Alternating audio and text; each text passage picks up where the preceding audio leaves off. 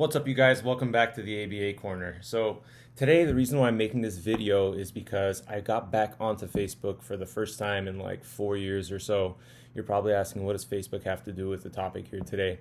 So around the time that I deactivated my Facebook, it was 2017, and I was a part of a lot of these groups for passing the ABA exam. I was studying for that ABA exam. I took it in February of 2017, passed it the first time around. And after I deactivated the Facebook, I just never went back to it until a couple weeks ago. And then while I was there, I saw all these notifications, all these posts on all these different groups talking about what are some ways that I could pass the ABA exam. So as someone who took it and passed it the first time, here are a couple things that worked for me, and I hope that they work for you. So the first thing were BDS modules. So I know they're a little pricey, but it's totally worth it. Those modules are actually harder than the test itself, which was really good prep. I know that there's all of these different materials out there past the big ABA exam, these types of different services. To be honest, I've never seen their materials. I don't know if they're good or not, but what really worked well for me was the BDS modules. I think it's Behavior Development Solutions, something like that. I'll put a link in the description below. I'm not being paid by them or anything to talk about them at all. I just really like their product. The next thing that really worked for me was studying from the Cooper textbook. And I know the Cooper textbook is dense. It's tough to understand. It's tough to read.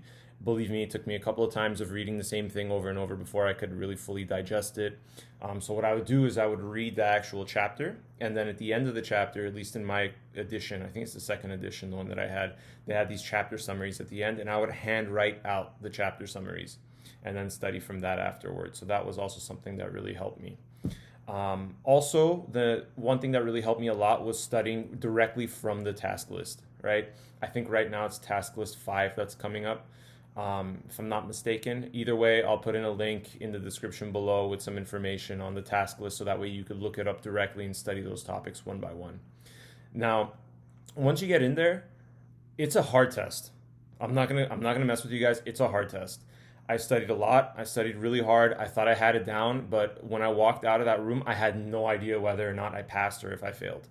And back in my day, I sound like this old guy, but like when I took the test, we had to wait weeks before we got the results back. So it was definitely a nail biter to try to see, did I pass? Did I not pass? This and that, right? So one thing that I have to recommend is study. Don't underestimate it because it is difficult. If you could go into a top class grad program from the beginning, let's say, for example, you guys are, just starting out and you guys haven't applied to grad schools yet, choose a top grad school as good as you can get, right? Look at the pass rates to see what the pass rate of the prospective school that you're going to go to has. So that way you could see, all right, this is how they're going to prepare me for it, right?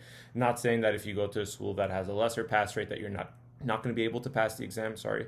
But it's going to be a little bit more difficult. You get what you put in, right? With schools like that, you get what you put in. So work hard, believe in yourself, have a study group if you can. Don't rely on your study group, but it's good to have a study group just so that you can bounce off ideas and go through different scenarios and basically prepare as best and as comprehensively as you can. So if I have to summarize, the BDS modules, the Cooper textbook, task list. Those are going to be the 3 keys to success for you to pass the ABA exam.